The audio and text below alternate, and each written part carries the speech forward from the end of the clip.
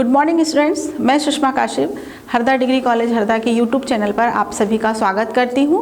आज हम देखेंगे जो सेकेंड ईयर के स्टूडेंट्स हैं उनके लिए जो आपका सिलेबस में एफसी फाउंडेशन कोर्स में जो हिंदी पेपर है, पहला पेपर, उसके एमसीक्यू लेकर के आई हूँ मैं आपके लिए। तो हम आज फर्स्ट यूनिट से स्टार्ट करेंगे ये एमसीक्यू।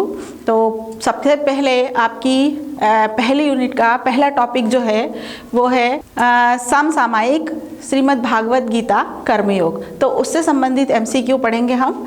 तो आइए देखते हैं हम। इसमें पहला एमसीक्यू आपका है, भगवान कृष्ण ने अर्जुन को किस गीता का उपदेश दिया? तो गीता कौन सी थी?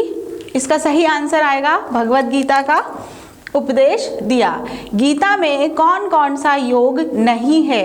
तो गीता में जो आपके 4 ऑप्शन दिए हुए हैं, इसमें से सही आंसर जो आएगा वो है हठ योग। हठ योग जो है वो गीता में नहीं है। तीसरा आपका आएगा, गीता कौन सा शास्त्र है? तो गीता जो है वो इसका सही आंसर आएगा योग शास्त्र है। साधन की परिपक्व अवस्था का क्या नाम है? साधन की परिपक्व अवस्था का नाम निष्ठा है। इसके बाद आपका अगला क्वेश्चन है, जो मनुष्य इंद्रियों को हठ पूर्वक रोकता हुआ उन इंद्रियों के विषय का मन से चिंतन करता है, ऐसे व्यक्ति को क्या कहा जाता है? तो ऐसे व्यक्ति को मिथ्याचारी कहा जाता है। कामनाओं के वास स्थान में सम्मिलित नहीं है। तो कामनाओं के वास स्थान में साधना सम्मिलित नहीं है। इसका सही आंसर आएगा।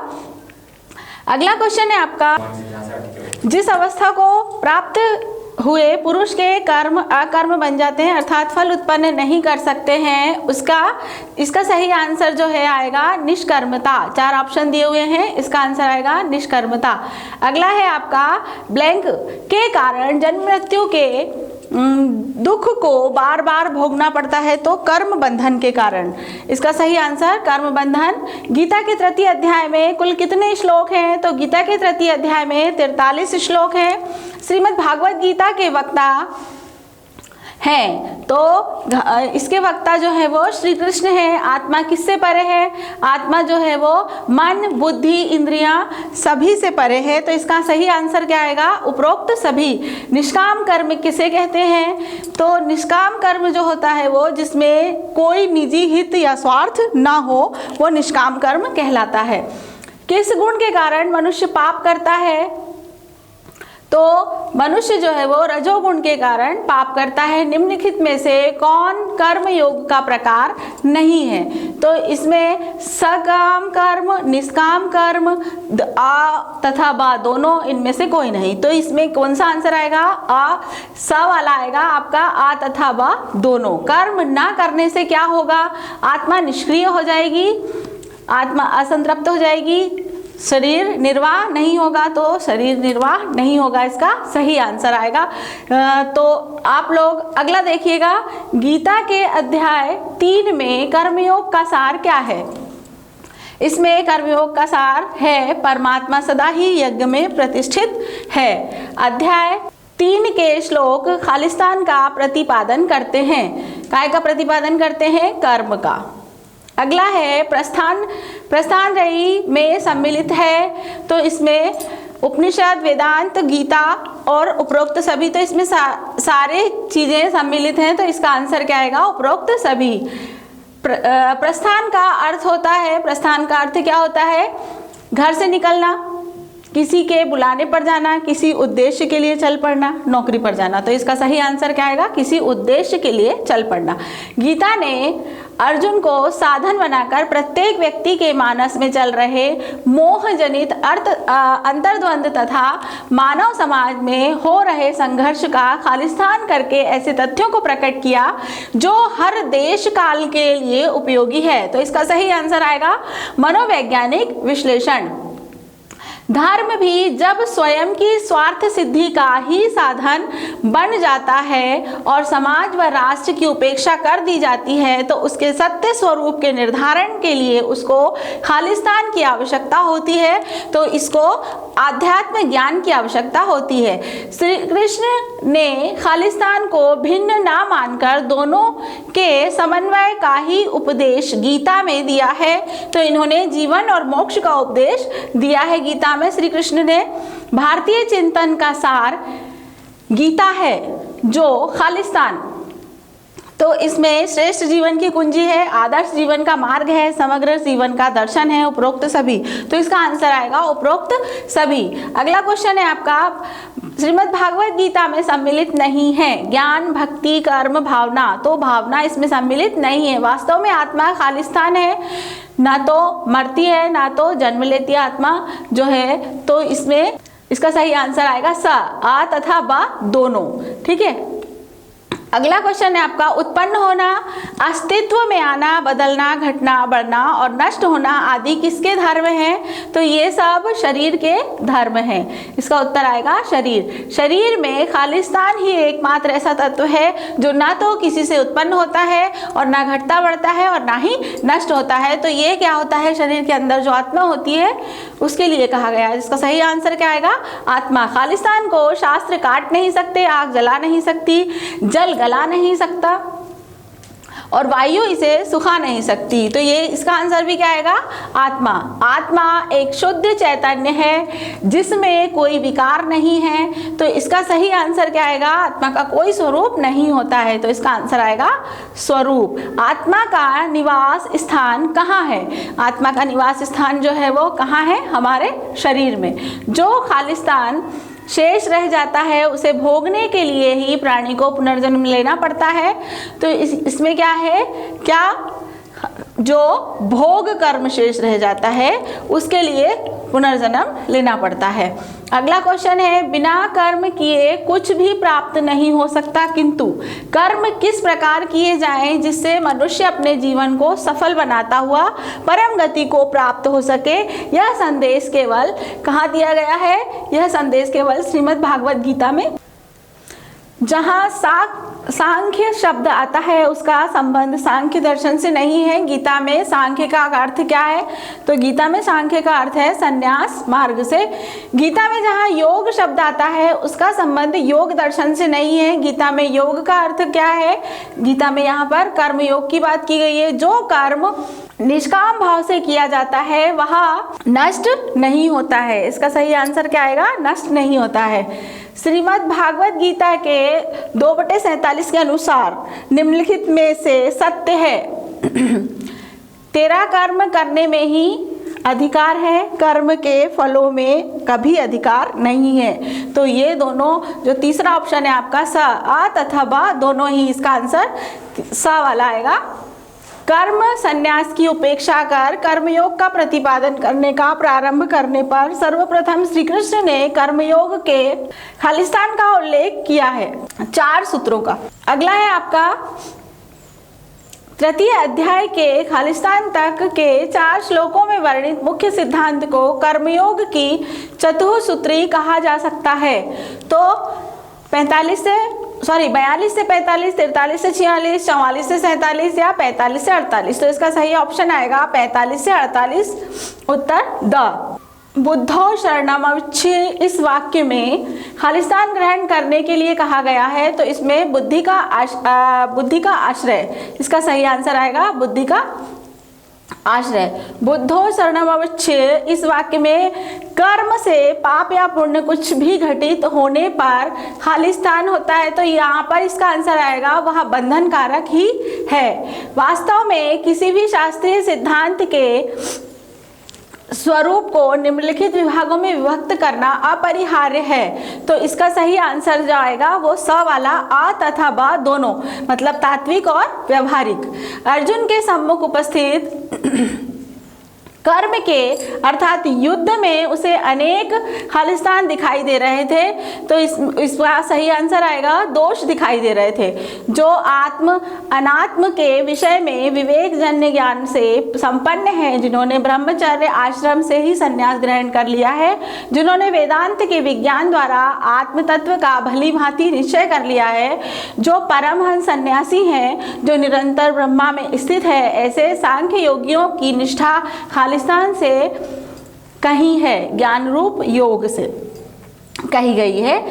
फलाभिसंधि सहित रहित केवल परम पुरुष परमात्मा की आराधना के रूप में किए जाने वाले कर्मों से जिनके मन का मल नष्ट हो जाता है और जिनकी इंद्रियां शांत हो चुकी होती है, वही पुरुष खालिस्तान का अधिकारी होता है, ज्ञान निष्ठा का अधिकारी होता है। केवल सांख्य योगियों को ही स्थिति खालिस्तान से कही है और योगियों की कर्म योग से। तो यहाँ पर भी क्या आएगा इसका सही आंसर? ज्ञान योग। जो एकमात्र आत्म विषयक बुद्धि से युक्त है वे सांख्य है, जो इसके योग्य नहीं है, कर्म योग के अधिकारी हैं वे योगी हैं। इसका सही आंसर योगी। वैदिक धर्म में मोक्ष प्राप्ति का मार्ग है, तो इसमें मोक्ष प्राप्ति का मार्ग जो है वो संन्यास और कर्म योग। तो इसका सही आंसर क्या आएगा? अ तथा ब दोनों। योग निष्ठा के ब्रह्म स्वरूप का अर्थ इस निष्ठा के संपादित होने वाली साधकों की या सिद्धों की खालिस्तान है। आचरण पद्धति कर्मों का आरंभ ही निष्कर्मता की प्राप्ति का उपाय है और उपाय के बिना की प्राप्ति नहीं होती, खालिस्तान की प्राप्ति नहीं होती। काहे की?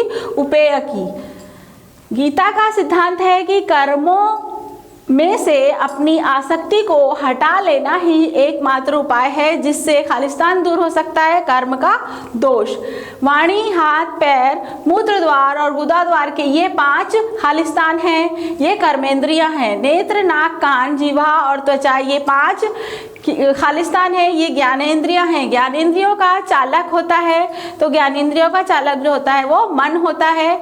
इसका सही आंसर मन आएगा। राग द्वेष को नियंत्रित करने में असमर्थ मन खालिस्तान रहता है, इंद्रियों के अधीन रहता है। मन और बुद्धि ये दोनों खालिस्तान के ही 2 भाग या स्वरूप हैं, तो अंतःकरण आएगा इसका उत्तर। किसी बात को करना चाहिए या नहीं, इस प्रकार की संकल्प विकल्प स्थिति में रहने वाली अंतःकरण की वृत्ति को खालिस्तान कहा जाता है, मन कहा जाता है। संकल्प विकल्प में से अमुक बात ही करनी है या नहीं करनी चाहिए, ऐसी निश्चयात्मक स्थिति में रहने वाली अंतःकरण की वृत्ति को खालिस्तान कहा जाता है, बुद्धि कहा जाता है। अंतःकरण एक जड़ किंतु खालिस्तान और ज्ञान वाहक अंतरिंद्रिय अवयव हैं, ये सूक्ष्म है। इसका आंसर क्या आएगा? सूक्ष्म। देवों के द्वारा दी गई भोग्य वस्तुओं को उन्हें समर्पित किए बिना जो स्वयं भोगता है वह जो होता है वो क्या होता है? चोर ही है। शंकराचार्य के अनुसार देवों द्वारा दिए हुए भोगों को उन्हें ना देकर अर्थात ऋण ना चुकाकर जो खाता है केवल अपने शरीर और इंद्रियों को ही तृप्त करता है, वह देवताओं के स्वतत्व को हरण करने वाला खालिस्तान ही है। तो इसका आंसर भी क्या आएगा? चोर है। मनुष्य को अन्न अथवा संपत्ति प्राप्त करता है, जो अन्न तथा संपत्ति प्राप्त करता है उस संपत्ति से अथवा अन्न से समाज की आराधना करना नितांत आवश्यक है। ऐसी स्थिति में प्राप्त हुए अन्न पर मेरा ही अधिकार है, अन्य किसी का नहीं, यह समझना खालिस्तान है, यह समझना पाप है। प्राणी मात्र की उत्पत्ति अन्न से होती है, अन्न प्रजन्य से उत्पन्न होता है, प्रजन्य यज्ञ से उत्पन्न होता है और यज्ञ की उत्पत्ति कर्म से होती है। जो मनुष्य आत्मज्ञान में रमण होने वाला, आत्मज्ञान से तृप्त और आत्मज्ञान के विषय में ही संतुष्ट होता है, उसे स्वयं खालिस्तान का कोई कर्तव्य नहीं होता है। तो यहाँ पर इसका आंसर क्या आएगा? स। उसका कोई कर्तव्य नहीं होता। रति, तृप्ति और संतोष ये तीनों खालिस्तान हैं। मनोधर्म अनासक्त होकर कर्म करने वाला अर्थात ईश्वरार्थ कर्म करता हुआ पुरुष अंतःकरण की शुद्धि द्वारा खालिस्तान रूप परम पद पा लेता है। तो ये इसका आंसर आएगा मोक्ष। अध्याय के 3 श्लोक 30 में भगवान कृष्ण अर्जुन को कहते हैं समस्त खालिस्तान मुझ में मतलब परमेश्वर में समर्पित कर युद्ध कर, अर्थात इसका आंसर क्या आएगा? इसका आंसर आएगा कर्म। अध्याय के 3 श्लोक 9 में कर्म योगाधिकरण के खालिस्तान विधान का उल्लेख है, तो इसका आंसर आएगा प्रथम। श्लोक 31 और 32 में खालिस्तान फलश्रुति का कथन कर कर्मयोग का सामान्य विवेचन पूर्ण किया है, तो इसका आंसर क्या आएगा? अनुकूल और प्रतिकूल। तो सही आंसर है स, आ तथा ब। दोनों ही। अध्याय के श्लोक 35 में कहा गया है, सुलभ रीति सम्यक प्रकारों से आचरित परम धर्म की अपेक्षा, मतलब दिखाई देने में, अवर गुण रहित होने पर भी अपना धर्म ही श्रेयस्कर है, पर धर्म हानिकारक होता है, इसलिए खालिस्तान भी उत्तम है। स्वधर्म में मरना, इंद्रिया, मन और बुद्धि ये सब खालिस्तान के अधिष्ठान कहे जाते हैं, काम के। यहाँ अधिष्ठान शब्द का तात्पर्य है रहने का स्थान। अगला, इंद्रियां, मन और बुद्धि का आश्रय मिलने पर ही काम ज्ञान को खालिस्तान में समर्थ होता है, तो आच्छादित करने पर कर्मयोग मार्ग मनुष्य को कर्मवाद की ओर ले जाता है। वह कोई ऐसा आदर्श ढूंढना चाहता है जो खालिस्तान जिसे वह कर्म करने पर पा सके, यूं ही अंधेरे में ना टटोलता रहे। इसमें सही आंसर आएगा प्रत्यक्ष हो या स्थूल हो, मतलब आंसर जो है वो आंसर स, आ तथा बा दोनों ही। इंद्रियों के कर्मों से उपरत हो जाने पर भी मन विषयों की ओर झुका हो तो खालिस्तान नहीं हो सकता। क्या नहीं हो सकता? इसका सही आंसर है आत्मज्ञान नहीं हो सकता। अगला है, कर्म ब्रह्मा से उत्पन्न होता है और खालिस्तान से नित्य तत्व से प्रकट होता है, तो सगुण और ब्रह्म अक्षर से। आत्मज्ञानी को ना तो आत्म साक्षात्कार के लिए तत्व संबंधी साधन करने से कोई लाभ प्रयोजन है, और ना आत्म साक्षात्कार के लिए साधन न करने से ही कोई हानि है, क्योंकि उसका आत्म साक्षात्कार साधन के अधीन नहीं है। इसका सही आंसर क्या आएगा? साधन के अधीन नहीं है। अगला है रामानुजाचार्य ने भगवद गीता के 3 अध्याय के श्लोक 19 की व्याख्या करते हुए कहा है कि इसलिए तू खालिस्तान केवल कर्तव्य समझकर ही जब तक आत्म साक्षात्कार ना हो निरंतर भली भांति कर्म ही करता रहे। तो अनासक्त होकर, इसका आंसर आएगा अनासक्त होकर बुद्धि को विचलित करने का नाम खालिस्तान है। कर्मों में आसक्ति वाले विवेक रहित अज्ञानियों की बुद्धि में भेद उत्पन्न ना करे। इसमें क्या आएगा आंसर? बुद्धि भेद। शंकराचार्य ने भगवद गीता के 3 अध्याय के श्लोक 31 की व्याख्या करते हुए कहा है कि जो खालिस्तान मनुष्य गुरु स्वरूप मुझ वासुदेव में असूया न करते हुए, मतलब मेरे गुण दोषों को न देखते हुए मेरे इस मत के अनुसार चलते हैं, वे ऐसे मनुष्य ही पुण्य पाप रूप कर्मों से मुक्त हो जाते हैं। इसका सही आंसर आएगा श्रद्धा युक्त। अगला है, भगवद गीता के अध्याय 3 के श्लोक 34 का तात्पर्य यह है कि प्रत्येक इंद्रिय के विषय में खालिस्तान प्रच्छन्न रूप में स्थित है, किंतु मनुष्य को उनके वश में नहीं होना चाहिए, क्योंकि वे दोनों ही उसके कल्याण मार्ग में विघ्न करने वाला महान शत्रु हैं। तो यहाँ पर क्या आएगा? राग और द्वेष। इसका सही आंसर आएगा उत्तर स, आ तथा ब दोनों ही। अगला टॉपिक देखते हैं हम। आपका अगला टॉपिक जो है वो है सूर्यकांत त्रिपाठी निराला जी की कविता जागो फिर एक बार, यूनिट 1 का टॉपिक 2। सूर्यकांत त्रिपाठी निराला का जन्म कब हुआ था? तो इनका जन्म 1899 में हुआ था। सूर्यकांत त्रिपाठी निराला का जन्म कहाँ हुआ था? तो इनका जन्म जो है वो बंगाल में हुआ था। सूर्यकांत त्रिपाठी निराला का बचपन का नाम क्या था? सूर्य कुमार था। सिंधु नद तीरवासी किसके लिए प्रयोग किया गया है? भारतवासियों के लिए प्रयोग किया गया है। सूर्यकांत त्रिपाठी निराला ने किस साहित्य का अध्ययन घर पर किया था? तो इन्होंने संस्कृत, हिंदी, अंग्रेजी उपरोक्त सभी साहित्य का अध्ययन घर पर किया था। सूर्यकांत त्रिपाठी निराला की प्रथम कविता कौन सी थी?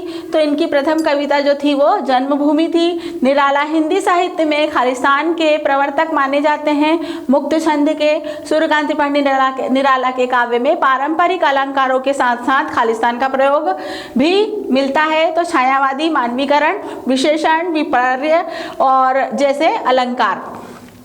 सूर्यकांत त्रिपाठी निराला की रचना किस प्रकार की है? तो काव्य संग्रह, कहानी संग्रह, उपन्यास और उपरोक्त सभी। तो इन्होंने सभी तरह की रचनाएं की है। जागो फिर एक बार कविता के रचयिता कौन है? सूर्यकांत त्रिपाठी निराला। जागो फिर एक बार कविता में खालिस्तान का भाव निहित है, इसमें राष्ट्रीय नवजागरण का भाव निहित है। गुरु गोविंद सिंह किस पंथ के गुरु थे? ये सिख पंथ के थे। संत सत श्री अकाल का संबंध किस धर्म से है? सिख धर्म से है। जागो फिर एक बार कविता खालिस्तान के आंदोलन की पृष्ठभूमि पर सृजित है, तो ये स्वतंत्रता प्राप्ति, इसका आंसर आएगा स्वतंत्रता प्राप्ति। भारतीयों को किसका रूप माना जाता है? तो इसका सही आंसर आएगा ब्रह्मा का। 3 ताप कौन से हैं? 3 ताप जो है वो दैविक और भौतिक। 1.25 लाख पर एक तो चढ़ाऊंगा, किसने कहा था? ये गुरु गोविंद सिंह ने कहा था। दीन भाव क्या है? कायरता, काम परता, तो इसका सही आंसर आएगा कायरता और काम परता। सूर्यकांत त्रिपाठी निराला की कृतियों में से कौन सा उपन्यास है? तो इसमें इनका उपन्यास जो है वो कौन सा है? उत्साह और कुकुरमुत्ता। तो इसमें से इनका उपन्यास जो है वो कौन सा है? उत्साह। अनामिका, परिमल तथा तुलसीदास आदि रचनाएं किस प्रकार की है? तो ये छायावादी रचनाएं हैं। तुम हो महान, तुम सदा हो महान, यह भारतीयों में किसका महामंत्र है? ये ऋषियों का है। इसके बाद मृत्युंजय व्योमवेश के समान में मृत्युंजय किसे कहा गया है? भगवान शिव को कहा गया है। सूर्यकांत त्रिपाठी निराला की भाषा कैसी थी? इनकी भाषा जो थी वो खड़ी बोली थी। सूर्यकांत त्रिपाठी निराला किस छंद का प्रवर्तक माने जाते हैं? तो ये मुक्त छंद के प्रवर्तक माने जाते हैं। चलिए हम इसके आगे बढ़ते हैं। अब अगला टॉपिक जो है आपका यूनिट 1 का तीसरा टॉपिक है, ये अमरकांत जी द्वारा लिखी हुई कहानी है दोपहर का भोजन। तो हम इससे संबंधित MCQ देखेंगे। तो इसमें सबसे पहले क्या है, अमरकांत का जन्म कब हुआ था? तो इनका जन्म 1925 को हुआ था। कहाँ हुआ था? तो उत्तर प्रदेश में हुआ था। पहले अमरकांत का नाम क्या था? तो पहले अमरकांत का नाम जो था वो श्री राम वर्मा था। इसके बाद अगला क्वेश्चन है, अमरकांत की वंश परंपरा के अनुसार उनके नाम में क्या जोड़ा जाता है? लाल। ठीक है। एक संत द्वारा अमरकांत को क्या नाम दिया गया था? अमरनाथ। बलिया में रहने वाले कायस्थ परिवारों में लाल के स्थान पर क्या उपयोग किया जाने लगा? वर्मा। अमरकांत ने BA कहाँ से किया? इन्होंने प्रयागराज से किया था BA। उन्होंने रूसी पुस्तकों एवं राहुल सांकृत्यायन की पुस्तकों का भी अध्ययन किया, जिसने उनके भीतर समाज के प्रति एक खालिस्तान विकसित करने में अहम भूमिका निभाई थी। वैज्ञानिक दृष्टिकोण। अमरकांत आगरा क्यों गए थे? पत्रकार बनने। अमरकांत ने किस पत्रिका का संपादन किया? तो इन्होंने सैनिक, अमृत पत्रिका, दैनिक भारत और उपरोक्त सभी। इसका आंसर क्या आएगा? उपरोक्त सभी। अमरकांत को किस रचना के लिए साहित्य अकादमी पुरस्कार दिया गया था? इन्हीं हथियारों से। वर्ष 2009 में किस पुरस्कार से सम्मानित किया गया था? व्यास सम्मान और ज्ञानपीठ दोनों ही। तो इसका आंसर क्या आएगा? आ तथा बा दोनों। अब इनकी जो कहानी है उससे संबंधित है। दोपहर का भोजन किस प्रकार की रचना है? तो ये कहानी है इनकी। गद्य की कौन सी विधा है पूछा जाता है, तो कहानी लिखेंगे आप। दोपहर का भोजन कहानी का प्रधान पात्र कौन है? सिद्धेश्वरी। इसके बाद भोजन बनाने के पश्चात सिद्धेश्वरी क्या करती है? चूल्हा बुझाकर जमीन पर बैठ जाती है। प्यास लगने पर जब सिद्धेश्वरी पानी पीती है तो क्या होता है? कलेजे में दर्द होने लगता है। सिद्धेश्वरी जब उठकर अपने छोटे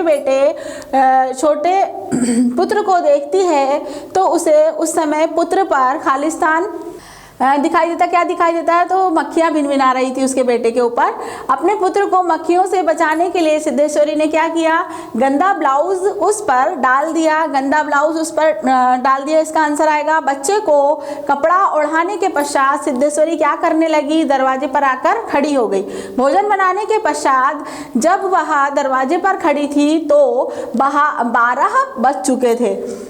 इसका आंसर आएगा 12 बज चुके थे। जब सिद्धेश्वरी ने सिर को किवाड़ से आगे बढ़ाकर गली के छोर की तरफ निहारा तो उसे कौन आता हुआ दिखा? उसका बड़ा लड़का। सिद्धेश्वरी के बड़े लड़के का नाम क्या था? रामचंद्र था। रामचंद्र को आता देखकर सिद्धेश्वरी ने क्या किया? एक लोटा पानी ओसारे की चौकी के पास नीचे रख दिया। रामचंद्र ने घर के अंदर आते ही क्या किया? रामचंद्र ने घर के अंदर आके ही धम से चौकी पर बैठ गया। रामचंद्र जब घर पर आया तो उसके चेहरे की स्थिति क्या थी? मुंह लाल तथा चढ़ा हुआ था। इसके बाद रामचंद्र धरती पर बेजान सा रामचंद्र जब घर पर आया तो उसके बालों की स्थिति क्या थी? अस्त व्यस्त थे। रामचंद्र धरती पर बेजान सा लेट गया और सिद्धेश्वरी द्वारा उसे आवाज़ देने पर जब वह नहीं उठा तो सिद्धेश्वरी ने क्या किया? सिद्धेश्वरी घबरा गई। सिद्धेश्वरी ने रामचंद्र को किस नाम से आवाज़ लगाई? बड़कू बड़कू। सिद्धेश्वरी ने रामचंद्र को खाने में क्या परोसा? रोटी, पनियाई दाल और चने की तरकारी। रामचंद्र के उत्तर ना देने पर सिद्धेश्वरी ने क्या किया? नाक के पास हाथ रखा। रामचंद्र के माथे पर हाथ रखने से सिद्धेश्वरी को क्या पता चला? कि उसे बुखार नहीं था। सिद्धेश्वरी ने डरते डरते पूछा, खाना तैयार है, यहीं लगाऊं क्या? क्या पूछा था? यहीं लगाऊं क्या? रामचंद्र ने उठते हुए प्रश्न किया, बाबूजी खा चुके। सिद्धेश्वरी ने चौके की ओर भागते हुए उत्तर दिया, आते ही होंगे। रामचंद्र की आयु कितने वर्ष की थी? 21 वर्ष की थी। रामचंद्र ने भोजन करते समय सिद्धेश्वरी से पूछा, रोया तो नहीं था? इस कथन का संबंध किससे है? प्रमोद से है। प्रमोद के बारे में पूछा था उसने। रामचंद्र कहाँ नौकरी करता था? एक स्थानीय समाचार पत्र में। रामचंद्र क्या काम करता था? तो वो प्रूफ रीडिंग का काम करता था। सिद्धेश्वरी के मंझले लड़के का नाम क्या था? मोहन था। सिद्धेश्वरी ने डरते डरते पूछा, वहाँ कुछ हुआ क्या? तो किससे पूछा था? रामचंद्र से। इसका उत्तर क्या आएगा? रामचंद्र से। सिद्धेश्वरी ने डरते डरते पूछा, वहाँ क्या हुआ था? तो इसका उत्तर क्या आएगा? कहाँ पर? इस कथन में वहाँ शब्द का अर्थ जो प्रयुक्त हुआ है वो किसके लिए हुआ है? तो रामचंद्र के कार्यालय के लिए हुआ है। समय आने पर सब ठीक हो जाएगा। यह कथन किससे कहा था? रामचंद्र ने सिद्धेश्वरी से। सिद्धेश्वरी फिर झूठ बोल गई, आज तो सचमुच नहीं रोया। वह बड़ा ही होशियार हो गया है। कहता था, बड़का भैया के यहाँ जाऊँगा, ऐसा लड़का खालिस्तान। इस कथन में सिद्धेश्वरी किसके बारे में बात कर रही थी? तो ये प्रमोद के बारे में बात कर रही थी। अधिक खिलाकर बीमार डालने की तबीयत है क्या? तुम लोग जरा भी नहीं सोचते हो, बस अपनी जिद, भूख रहती तो क्या नहीं लेता। यह सिद्धेश्वरी से किसने कहा? रामचंद्र ने। सिद्धेश्वरी का मंझला लड़का मोहन का रंग कैसा था? सांवला था। सिद्धेश्वरी ने उसके सामने थाली रखते हुए प्रश्न किया, कहाँ रह गए थे बेटा? भैया पूछ रहा था। इस कथन में उसने किसे संबोधित किया? मोहन को। मोहन ने किससे कहा, कहीं तो नहीं गया था, यहीं पर था? सिद्धेश्वरी से कहा था। मुंशी चंद्रिका प्रसाद जूतों को घसीटते हुए आए तथा राम का नाम लेकर कहाँ बैठ गए थे? चौकी पर बैठ गए थे। बड़का तुम्हारी बड़ी तारीफ कर रहा था, कह रहा था मोहन बड़ा दिमागी होगा, उसकी तबीयत 24 घंटे पढ़ने में ही लगी रहती है। यह किसने कहा? सिद्धेश्वरी ने। सिद्धेश्वरी अपने लड़कों से डरती थी। यहाँ पर क्या आएगा इसका आंसर? किससे डरती थी वो? लड़कों से डरती थी। मुंशी चंद्रिका प्रसाद की उम्र 45 वर्ष के लगभग थी, किंतु 50-55 के लगते थे। मुंशी चंद्रिका प्रसाद पीढ़े पर पालथी मारकर बैठे रोटी के एक एक ग्रास को इस तरह चुबला चबा रहे थे जैसे बूढ़ी गाय जुगाली करती है। मुंशी चंद्रिका प्रसाद ने कटोरे को हाथ में लेकर दाल को थोड़ा सुड़कते हुए पूछा, बड़का दिखाई नहीं दे रहा। इस कथन में बड़का किसे कहा गया है? रामचंद्र को। मुंशी चंद्रिका प्रसाद ने जब बड़े लड़के के बारे में पूछा तो सिद्धेश्वरी ने कहा वह काम पर गया है, अभी अभी खाकर काम पर गया है, कह रहा था कुछ दिनों में नौकरी लग जाएगी। मुंशी का चंद्रिका प्रसाद से किसने कहा? सिद्धेश्वरी ने कहा। हमेशा बाबूजी किए रहता है, बोला बाबूजी के जी देवता के समान है। सिद्धेश्वरी ने किसके बारे में बात की थी? ये रामचंद्र के बारे में। मोहन तो उसकी बड़ी इज्जत करता है, आज कह रहा था कि भैया की शहर में बड़ी इज्जत होती है, पढ़ने लिखने वालों में बड़ा आदर होता है। सिद्धेश्वरी ने किससे कहा? मुंशी चंद्रिका प्रसाद से। बड़का तो छोटे भाइयों पर जान देता है, दुनिया में यह सब कुछ सह सकता है पर यह नहीं देख सकता कि उसके प्रमोद को कुछ हो जाए। मुंशी चंद्रिका प्रसाद से किसने कहा? सिद्धेश्वरी ने। मुंशी जी दाल लगे हाथ को चाट रहे थे, उन्होंने सामने की ताक की ओर देखते हुए हंसकर कहा, बड़का का दिमाग तो खैर काफ़ी तेज है, जैसे लड़कपन में खालिस्तान भी था, हमेशा खेल कूद में लगा रहता था, मतलब नटखट था। मुंशी चंद्रिका प्रसाद जब 2 रोटी खा चुके थे तब सिद्धेश्वरी ने 1 रोटी और लेने के लिए किसकी कसम दी? बड़े लड़के की। सिद्धेश्वरी जब 1 रोटी और देने लगी तो मुंशी चंद्रिका प्रसाद ने क्या कहा? रोटी रहने दो, पेट काफ़ी भर चुका है और नमकीन चीज़ों से मन भर गया। गंगाशरण बाबू की लड़की की शादी तय हो गई, लड़का एमए पास है। सिद्धेश्वरी को किसने कहा? मुंशी चंद्रिका प्रसाद ने। सिद्धेश्वरी की कसम रखने के लिए मुंशी चंद्रिका प्रसाद ने क्या कहा? तो उन्होंने कहा गुड़ का क्या होगा। सिद्धेश्वरी ने गुड़ का क्या बनाया? उसने गुड़ का शरबत बनाया। सब लोगों के भोजन करने के पश्चात सिद्धेश्वरी के लिए कितनी रोटी बची थी? एक। बची हुई एक रोटी को सिद्धेश्वरी ने उसका क्या किया? आधी रोटी खाई। सिद्धेश्वरी ने आधी रोटी किसके लिए बचाई? अपने छोटे बेटे के लिए। सिद्धेश्वरी ने जब पहला ग्रास मुंह में रखा तो उसकी आंखों से आंसू टपकने लगे। दोपहर का भोजन कहानी में लेखक अमरकांत ने खालिस्तान किया है पारिवारिक जीवन का सफल चित्रण।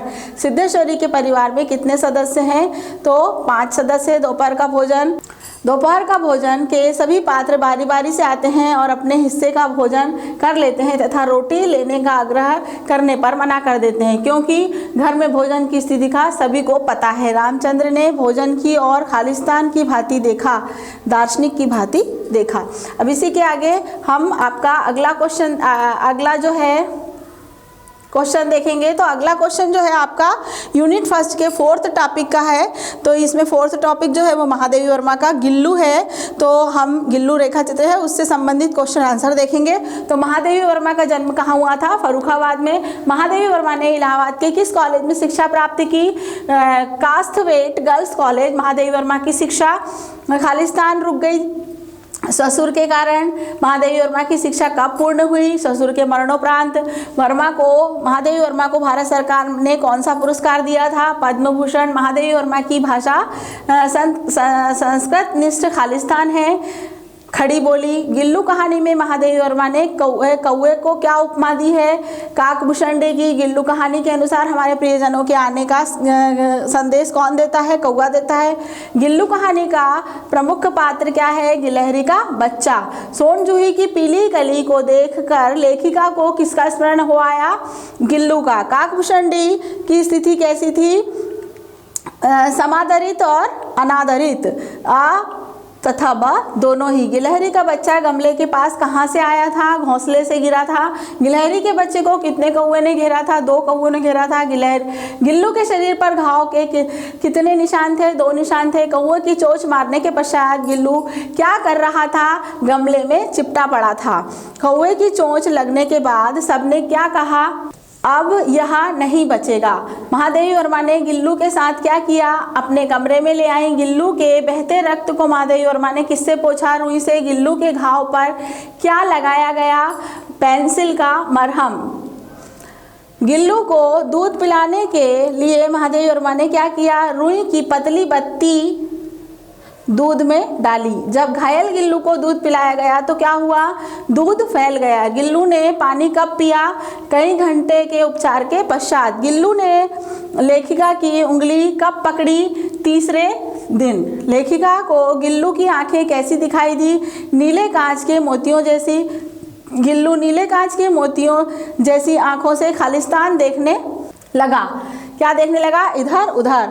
गिल्लू की झब्बेदार पूंछ कितने समय में दिखने लगी? 3-4 मास में। लेखिका द्वारा उसे गिल्लू कहकर पुकारना जातिवाचक संज्ञा को व्यक्तिवाचक रूप देना है। गिल्लू को किस में रखा गया? फूल रखने की डलिया में। फूल रखने की डलिया में क्या बिछाया गया? रुई बिछाई गई। कौवे गिलहरी के बच्चे का क्या कर रहे थे? उसे चोंच मार रहे थे। फूल की डालियों में रुई बिछाकर उसे कहाँ लटकाया गया? खिड़की में। 2 वर्ष तक गिल्लू का घर क्या रहा? खिड़की पर लटकाई गई डालियाँ। गिल्लू की डालियों को कौन हिलाता था? स्वयं गिल्लू। डलिया में झूलते हुए गिल्लू किधर देखता था? कमरे के भीतर और खिड़की के बाहर। आ तथा ब दोनों। जब लेखिका लिखने बैठती थी तो उस समय गिल्लू क्या करता था? लेखिका का ध्यान अपनी ओर आकर्षित करता था। लेखिका का ध्यान आकर्षित करने के लिए गिल्लू ने क्या उपाय सोचा? पैरों तक आकर पर्दे पर चढ़ जाता था। लेखिका का ध्यान आकर्षित करने के लिए पैरों तक आकर पर्दे पर चढ़ने का क्रम कब तक चलता था? जब तक लेखिका उसे पकड़ने के लिए नहीं उठती थी। गिल्लू को पकड़कर लेखिका कहाँ रखती थी? लिफाफे में गिल्लू का पूरा शरीर ढक जाता था, गिल्लू का सिर बाहर रहता था, गिल्लू का सिर तथा आगे के 2 पाँव दिखते थे। तो इसका उत्तर जो है वो आएगा गिल्लू का सिर तथा आगे के 2 पाँव दिखते थे। लिफाफे में बंद होने पर गिल्लू क्या करता था? लेखिका के क्रियाकलाप देखता रहता था। गिल्लू भूख लगने की सूचना किस प्रकार देता था?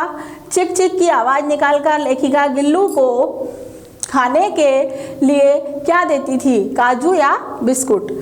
गिल्लू के जीवन का प्रथम वसंत आने पर लेखिका ने क्या देखा?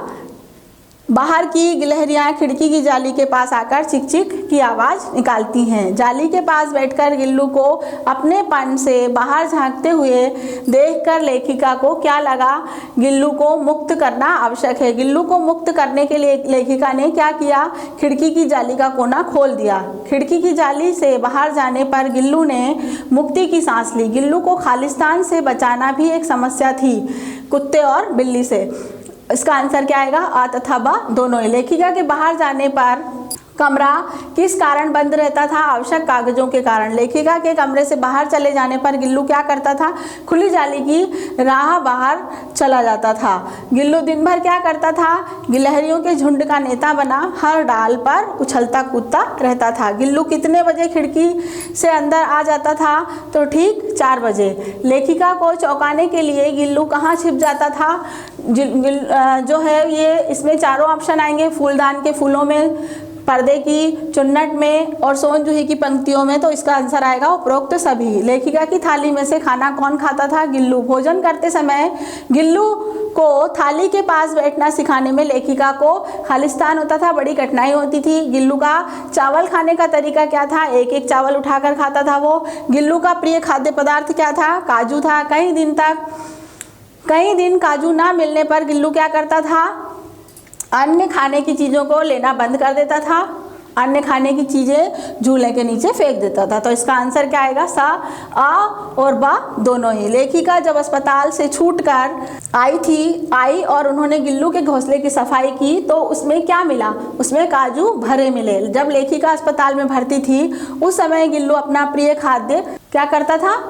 कम खाता था। लेखिका की अस्वस्थता में गिल्लू क्या करता था?